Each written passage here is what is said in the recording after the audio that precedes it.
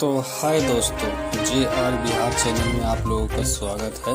खेसारी लाल यादव का breaking news जानने के लिए सबसे पहले हमारे चैनल पर नए आए हैं तो चैनल को सब्सक्राइब कीजिए, वीडियो को लाइक कीजिए। जैसा कि मैं बता दूं, 25 तारीख यानी आज खेसारी लाल का प्रोग्राम झारखंड में है। खेसारी लाल और अक्षरा सिंह दोनों का स्टेज शो आज झारखंड में है और 1 तारीख का रजौली में, 1 तारीख को रजौली में, नवादा जिला के रजौली एक अनुमंडल है, प्रखंड है, जहां 1 तारीख को खेसारी लाल का शो किया जा रहा है। ठीक है ना।